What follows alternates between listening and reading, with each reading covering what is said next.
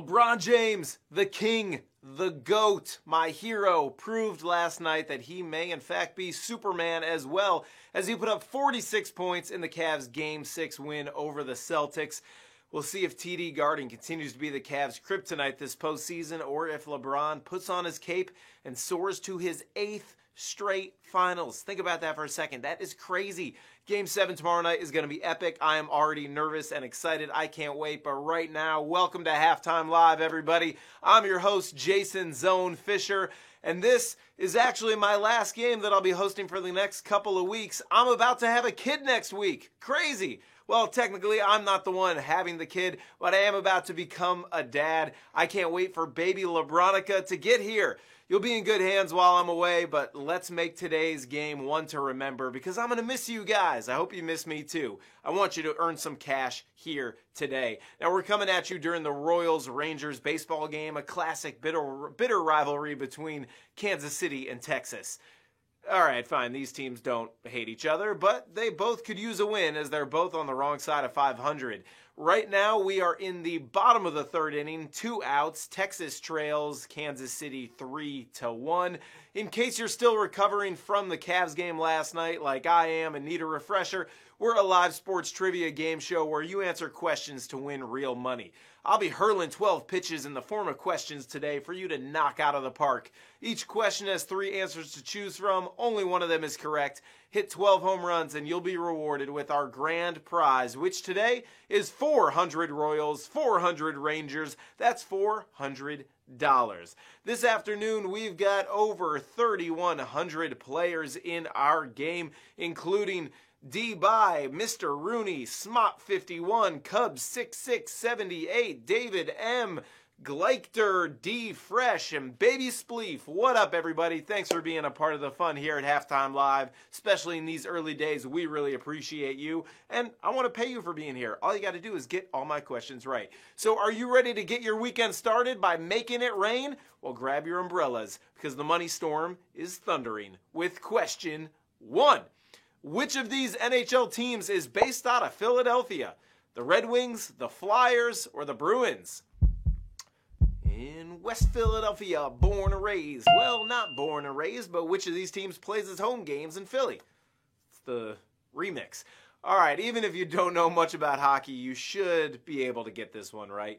The Red Wings are from Detroit, while the Bruins hail from Boston. So the correct answer, of course, are the Flyers. The Flyers have played out of Philadelphia since 1967. They're going to need to step up their game to compete with the city's other big winners this year, the Eagles and Villanova. It's the year of Philadelphia so far. Almost all of you got that one right, 3,140 of you to be exact. It's still early, so don't give up yet for question number 2. Here it comes. In boxing, what item is traditionally thrown in to signal a forfeit? Towel, bucket, or stool? I'd signal a forfeit by throwing myself out of the ring. 10 seconds with Tyson, embarrass yourself by running away, collect a big check, and retire. Seems like a good deal. So throwing in a stool is how you get a $1 million baby situation. Too soon? Yeah, don't do that. The right answer is the towel. Even if you didn't know this was a boxing thing, throwing in the towel, that's a pretty common phrase. You've probably said at some point. The towel is traditionally thrown by the trainer to signal a forfeit. But contrary to popular belief, this doesn't officially end the fight. The referee can choose to ignore it, and some have even thrown the towel back. That's rough. Don't throw in the towel here on HTL. I won't let you. 3,089 of you got that one right and are still standing strong. 2 questions in. Who runs the world? Girls. Yes, I'm comfortable enough to admit that I'm a Beyonce fan, and I'm happy that I'm having a daughter because they clearly are superior. I mean, they are. We're idiots. That's my smooth transition for question 3. Who ranks first all time in career earnings among female tennis players? Martina Hingis, Serena Williams, Angelique Kerber. I wonder when the winners of these tournaments are going to cash. Like, when do they cash those giant checks? If it was me, I'd just deposit the check right there on the court with my phone. Maybe that's why I'm not winning any tennis tournaments, because I'm thinking about stuff like that.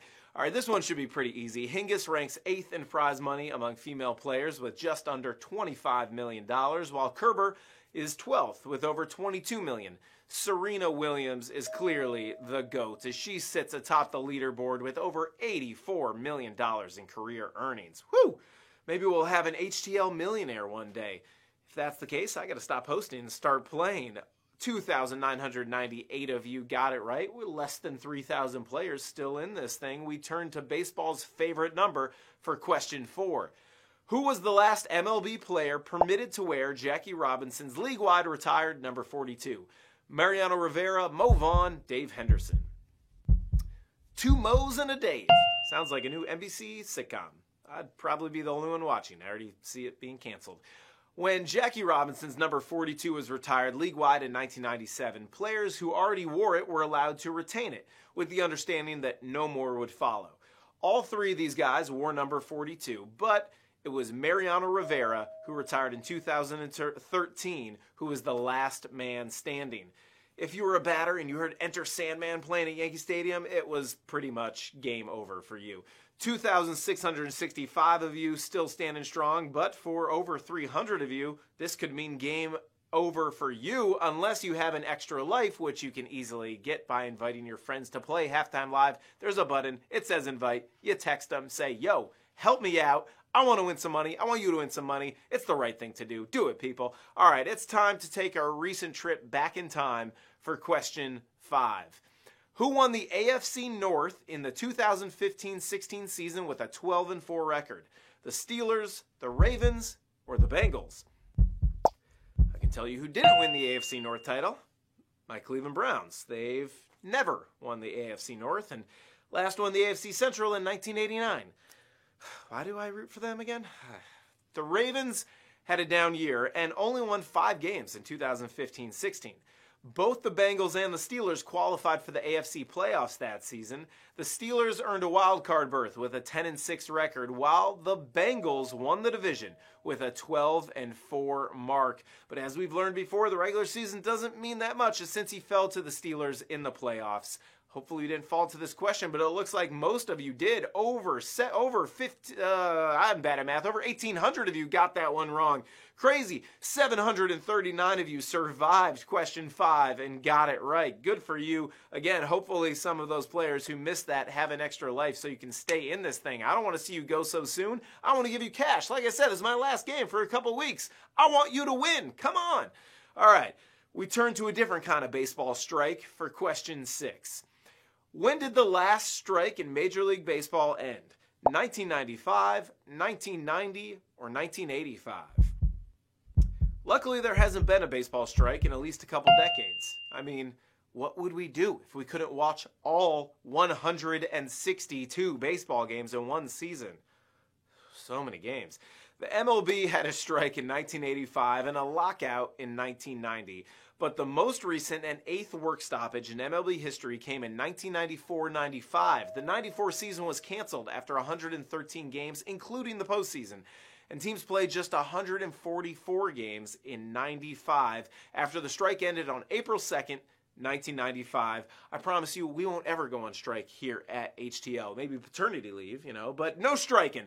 995 of you got it right. I'm glad to see some of you use those extra lives to stay in this thing so you can earn that cash. Good for you. Now, since we're deep in the NBA playoffs, it's time for an NBA playoffs question for question 7. Here we go. Which NBA team has the longest NBA playoff winning streak in a single postseason? The 2017 Warriors, the 2001 Lakers, or the 1983 76ers. All 3 of these teams were elite and won the NBA title, but only one of them had the longest playoff winning streak in a single postseason. So we don't have to look too far back, as the 2017 Warriors are the correct answer here. Golden State dominated last year's playoffs. The Warriors went 16-1 against the Trailblazers, Jazz, Spurs, and Cavaliers, picking up a record 15 straight wins to open their title run. And the one loss to the Cavs had to break all sorts of crazy NBA Finals records to get that win. Man, it was nuts. I felt like we had a shot, but It was clearly Golden State's year, but sorry, Golden State, things aren't looking quite so golden this year, huh? Yeah, they're in trouble. Well, 436 of you are not in trouble, but over 500 of you got that one wrong. Again, hopefully you've got an extra life left to join us here as we keep things rolling. Now, where are my nickname fans at tonight? Any nickname fans? I don't know. Hope you're ready for question 8. What is the nickname used for when a pitcher throws a shutout with fewer than 100 pitches? A Maddux, a Schilling, a Ryan Express? This is a tough one. Or is it? I don't know. Greg Maddux, Curt Schilling, or Nolan Ryan? Which one of these guys was known for throwing low pitch count shutouts? Man, baseball has nicknames for pretty much everything. A record 13 times in his regular season career, Greg Maddux threw a complete game shutout with less than 100 pitches, known as a Maddux. Nobody else has thrown more than 7. That's why baseball writer Jason Lukart coined the term throwing a Maddux. How many of you threw a Maddux and got question 8 right? 410 of you. I guess this was a little easier than I thought. About 120 plus of you got it wrong. I probably would have gotten this one wrong. I thought it was tricky, but most of you got it right. Good for you as we slide back into the NBA playoffs for question 9.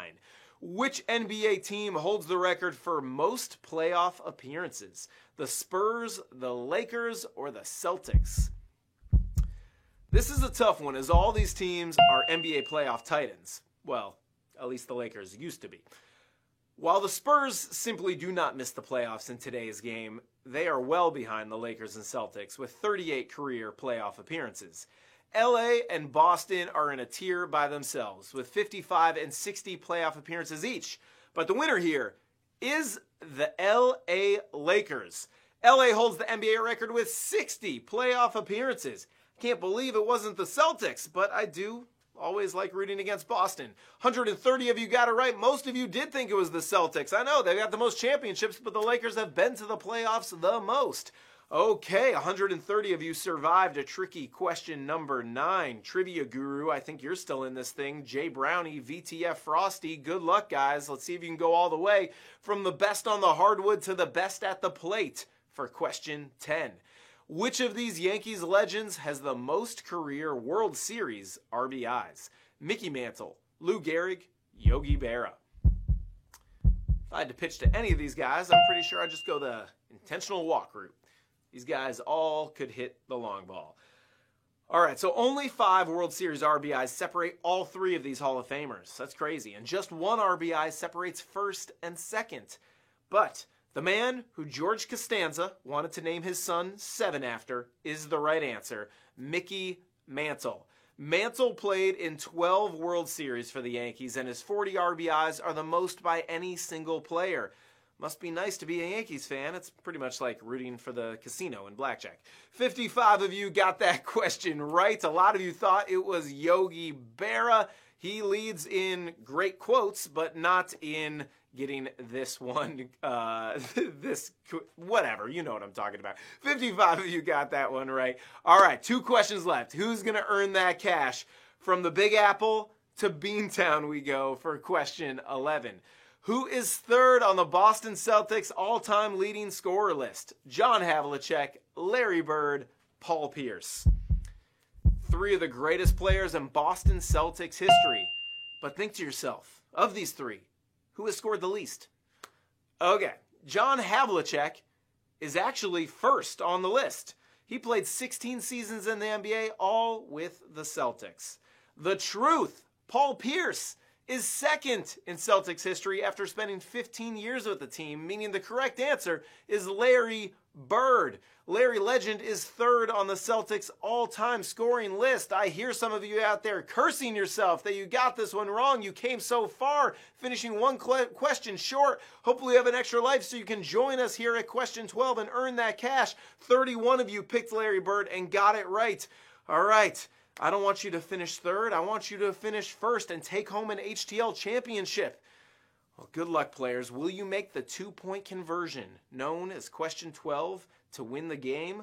Let's find out. It all comes down to this. Good luck. Question 12. Who was the first NFL player to score a defensive 2-point conversion?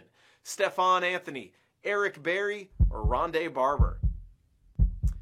if you know this, you deserve to be immortalized in the HTL Hall of Fame. And if you don't, then just guess, because we pay out even for guesses. So a pick two, and our game is over. Yes, I just made up the term pick two. May have to trademark that. Rondé Barber never had the chance to score a defensive two-point conversion since the NFL didn't adopt the rule to allow this until 2015. Eric Berry did it a year later and was the first player to return an interception on a two-point conversion. But our winning answer tonight is Stephon Anthony. In December of 2015, Anthony was the first NFL player to do this when he returned a blocked extra point kick for a touchdown, earning the New Orleans Saints 2 points. Did you earn the HTL title tonight by returning question 12 for a pick two? Congratulations to the 15 of you who did. Amazing job. You are splitting our $400 cash prize. Congrats to our 15 winners. You're taking home $26.67 each. Congrats to Blossom. I used to love your sitcom in the 90s. Eli's, Tony, CSV. You win a lot. Jojo, Mojo. I like your name. Rudy V. TN Bound. JMax73, Zai, My, Howie, amazing job to all of our winners here tonight. Congratulations. Make sure to join us tomorrow during Game 7 of the Cavs-Celtics series on ESPN.